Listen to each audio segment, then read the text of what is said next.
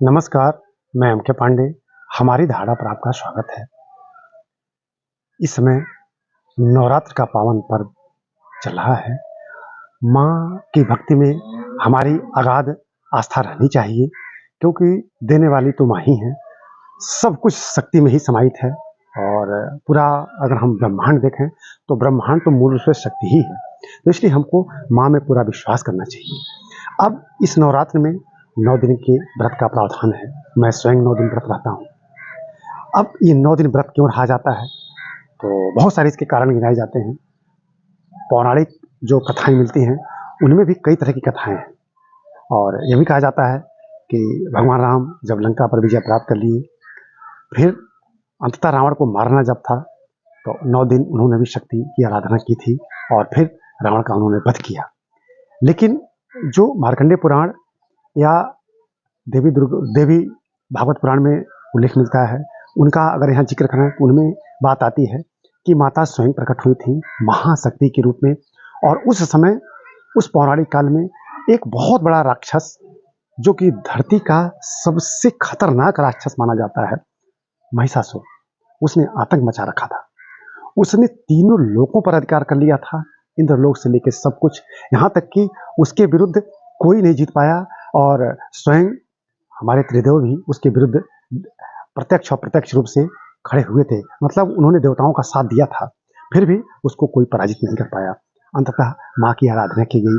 सारे देवताओं ने माँ की आराधना की और महाशक्ति महादुर्गा प्रकट हुई। फिर सभी देवताओं ने अपने अपने अस्त्रों से उन्हें सुसज्जित किया। भगवान विष्णु ने स्वयं चक्र दिया, इंद्र ने वज्र दिया। इसी तरह से उनको अष्टभुजी माँ को तरह तरह के अस्त्र शस्त्र दिए गए। फिर जब वो महिषासुर के सामने गई तो महिषासुर भी बहुत शक्तिशाली, वो करोड़ों सैनिकों के साथ लड़ने के लिए मैदान में आ डटा। फिर माता ने उस महिषासुर का वध किया। अगर इस पूरे प्रकरण को देखा जाए तो इसमें बड़ी गंभीरता इसलिए है कि ये इतना बड़ा युद्ध था कि स्वयं माँ शक्ति उसको मारने के लिए अवतरित हुई थी और 9 दिन यह युद्ध चला था और अंततः महिषासुर मारा गया। तो माँ की शक्ति अपरंपार है और जब प्रत्यक्ष यहाँ सारी शक्तियाँ हार जाती हैं या हार मान लेती हैं, तो उस महाशक्ति को प्रकट होना पड़ता है। कहने का मतलब वो महाशक्ति या तो स्वयं किसी रूप में उत्पन्न होगी या हम सब में वो शक्ति वही देती हैं।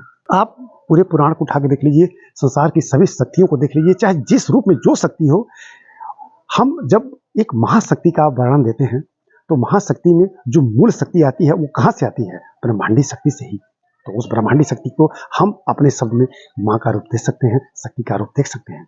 तो हमने बड़े संक्षेप में, आज चूंकि नवमी का दिन है और मैं स्वयं 9 दिन का व्रत रहता हूँ, तो श्रद्धा हमारे हृदय में अगाध रहती है माता जी के प्रति और माता जी को समर्पित यह वीडियो बनाया जा रहा है।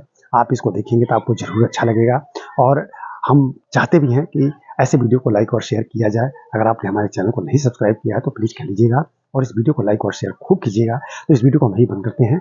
धन्यवाद और सबको, हमारे श्रोताओं को नवरात्र की हार्दिक शुभकामना और आगे आप सबका सभी दिन मंगलमय हो। धन्यवाद।